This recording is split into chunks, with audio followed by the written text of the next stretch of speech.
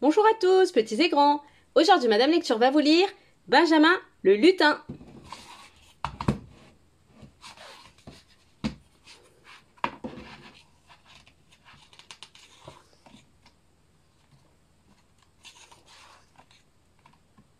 Les lutins, ce n'est pas un secret, habitaient les forêts. Cependant, il arrivait parfois, il n'y a pas si longtemps, d'en voir dans les jardins. Mais rares sont ceux qui, comme Benjamin, y vivaient. De la taille d'un pouce, Benjamin habitait une charmante petite maison qui ressemblait à un champignon. S'il y faisait souvent la sieste, il ouvrait aussi de temps en temps un œil pour surveiller les fraises qui poussaient sous ses fenêtres et dont il était friand. Pourtant, il n'avait rien à craindre de ses voisins, bien au contraire. Tellement fiers d'avoir un lutin dans leur jardin, ils le gâtaient énormément. Mireille l'abeille, d'habitude économe, lui offrait régulièrement ses pots de miel et jamais Léon le bourdon ne lui rendait visite les mains vides. Enfin, vous l'aviez compris, tous les insectes du coin chérissaient le petit bonhomme à la barbe blanche et chacun se vantait d'être son meilleur ami. Jusqu'au jour, au triste jour, où une bourdonnante rumeur circula dans le jardin. Leur lutin n'était en fait qu'un nain de jardin, un vulgaire nain de jardin comme on en voyait un peu partout aux alentours. Quelle importance! Un lutin ne ressemble-t-il pas à un nain de jardin? Eh bien, détrompez-vous. L'importance était de taille, car à la différence des lutins, les nains de jardin avaient, je dois dire, une très mauvaise réputation. On leur reprochait souvent, un peu à tort, d'être des voleurs, des menteurs et bien d'autres choses encore.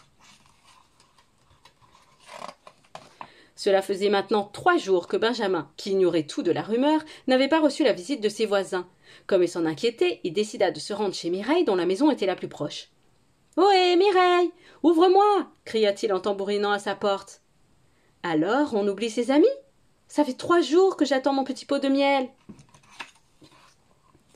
Soudain, quelque chose de très excité, de terriblement énervé, ouvrit la porte et cria très fort. « Allez, oust, dehors!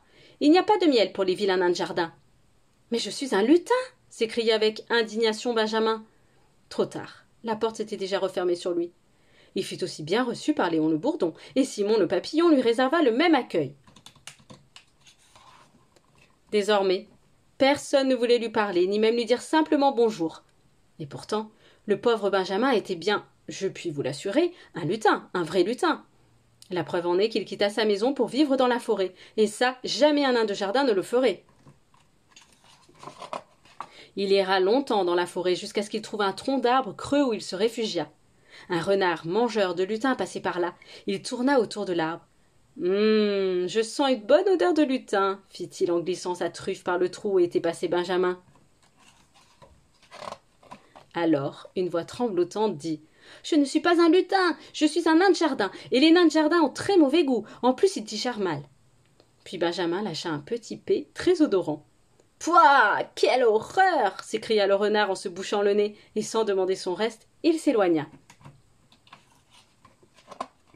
Pendant ce temps, les habitants du jardin eurent vent d'une autre rumeur qui disait exactement l'inverse de la précédente.